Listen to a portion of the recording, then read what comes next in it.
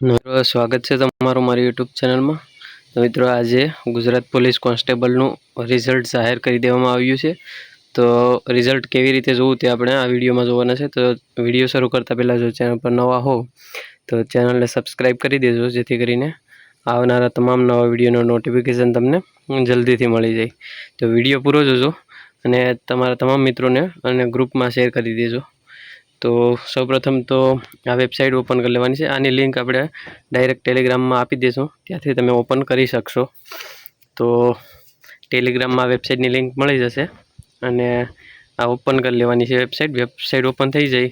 હું પહેલાં website open કરી લઉં, 1 મિનિટ। વેબસાઇટ ઓપન થઈ જાય એટલે તમારે તમારી સાથે એક તમારું કોલ લેટર રાખવું પડશે, કેમ કે આમાં રોલ નંબર, કન્ફર્મેશન નંબર, આમાં બેઠક નંબર છે, બીજામાં કન્ફર્મેશન નંબર, તમારી જન્મ તારીખને આ કોડ અહીંયા એન્ટર કરી લોગિન કરવાનું છે। રિઝલ્ટ તમે તારીખ આપેલી છે ત્યાં સુધી જોઈ શકશો। અહીંયા તારીખ જોઈ શકો 26 જુલાઈ 2026, એના પછી જોઈ શકાશે નહીં। આ વેબસાઇટ ઉપરથી લઈ લેવામાં આવશે, દૂર કરી દેવામાં આવશે। તો ત્યારબાદ જોઈ શકાશે નહીં, એટલે એના પહેલાં જોઈ લેવાનું છે।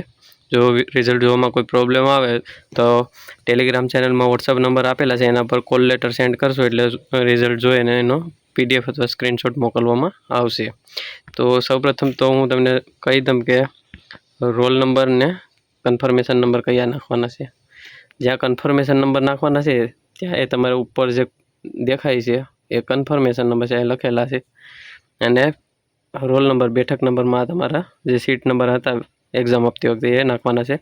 આમાં જે જન્મ તારીખ હતી એ જન્મ તારીખ નાખવાની છે। બસ આટલી વસ્તુ નાખવાની છે અને તમારું રિઝલ્ટ તમે જોઈ શકો છો। 1 મિનિટ, હું બધી ડિટેલ ભરીને રિઝલ્ટ ઓપન કરું છું।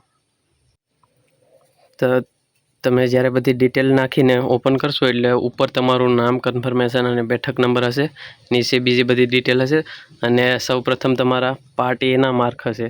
આ તમે કેટલા કરેલા છે એ જણાવશે, કુલ કેટલા સાચા હતા, કેટલા માઇનસ થયા માર્ક, તમારા ખોટા પડેલા હતા એના આધારે કેટલા માર્ક માઇનસ થયા આવેલા હતા એમાંથી, અને મળેલા માર્ક કેટલા છે। તો પાર્ટ એમાં 48 મળેલા છે, 52માંથી 4 માઇનસ થઈને, અને પાર્ટ બીમાં 13 કરેલા હતા, 67 કુલ સાચા હતા અને એમાંથી 10 માર્ક કપાયા છે, એટલે 57 માર્ક મળેલા છે। તો આવી રીતે પાર્ટ એ અને પાર્ટ બીના ટોટલ કરી લેજો એટલે તમને કેટલા માર્ક આવેલા છે એ ખબર પડી જશે। તો આવી રીતે તમે રિઝલ્ટ જોઈ શકો છો અને નીચે પ્રિન્ટનું ઓપ્શન છે, ત્યાંથી પ્રિન્ટ પણ કરી શકશો। તો અત્યારે હું આ જેનું રિઝલ્ટ છે એને હું પ્રિન્ટ કરીને મોકલી દઉં છું, કારણ કે આ આપણા સબસ્ક્રાઈબર જ છે। તો આશા રાખું છું વિડીયો તમને સારો લાગ્યો હશે અને રિઝલ્ટ જોવાની ખબર પડી ગઈ હશે કેવી રીતે જોવાનું છે। છતાં પણ જો રિઝલ્ટ જોવામાં કોઈ પ્રોબ્લેમ થાય તો વોટ્સઅપ નંબર આપેલા છે, એમાં કોન્ટેક કરજો એટલે રિઝલ્ટ જોઈ આપવામાં આવશે।